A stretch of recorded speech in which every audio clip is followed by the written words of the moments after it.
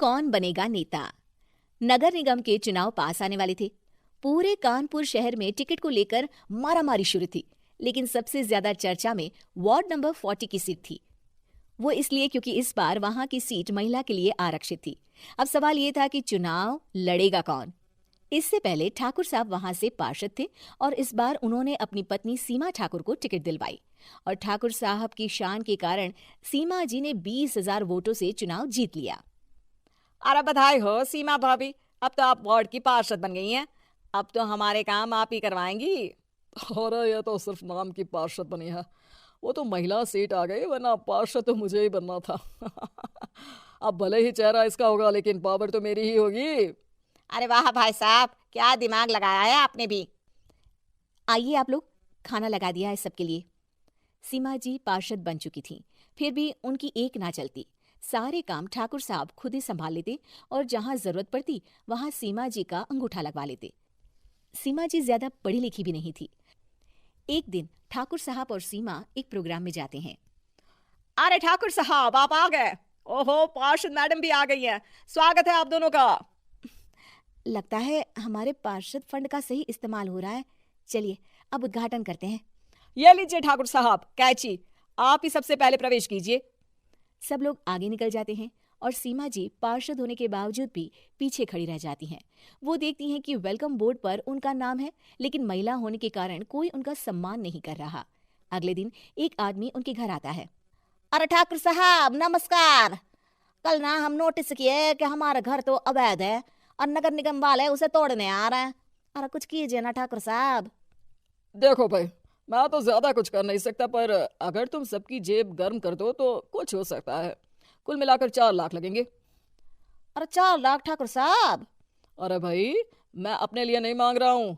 दरोगा है, इंजीनियर बाबू है, बड़े साहब है, सबको देना पड़ता है ना थोड़ा थोड़ा। बोलो है मंजूर? तभी वहां अचानक सीमा जी आ जाती हैं। अरे ये आप क्या कर रहे हैं? पहले इन्हीं लोगों से तो आपने वोट मांगे, अब इनसे ही पैसे ले रहे हो। अरे चुप रहो तुम, तुम्हारा काम है सिर्फ अंगूठा लगाना, तुम वही किया करो। मुझे दूसरे काम तुम मत सिखाओ, समझी? और तुम ना जाओ, अब पैसे लेकर आओ, वरना जेसीबी किसी भी वक्त आती होगी। सब कुछ ऐसे ही चलते रहता है। एक दिन सीमा जी और ठाकुर साहब को एक लोकल मीटिंग में बुलाया जाता है। वहां पर कई और अधिकारी लोग भी मौजूद रहते हैं।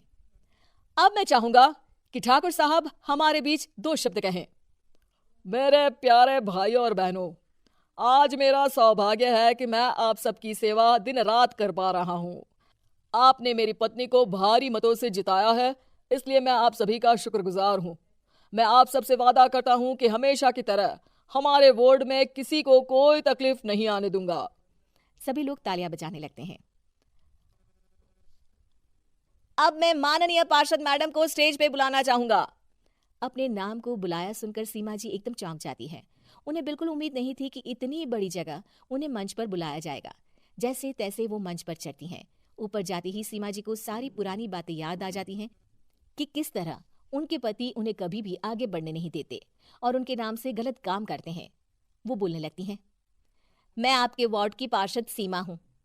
आप में से बहुत कम लोग ही मुझे जानते होंगे, क्योंकि इससे पहले मुझे कभी ऐसा मौका ही नहीं मिला। सारे मौके मेरे पार्षद पति यानी आपके ठाकुर साहब ही लेते रहे, लेकिन आज ये मौका मुझे मिला है तो मैं इसे ऐसे ही नहीं जाने दूंगी। मैं आपको ये बताना चाहती हूँ कि आपके ठाकुर साहब मेरे नाम की आड़ में गैर कानूनी काम करते हैं, जिस पर अंगूठों के निशान मेरे होते थे।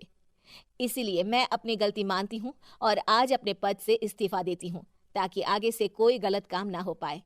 अब फैसला आप सबके हाथ में है कि आप हमें क्या सजा देना चाहते हैं।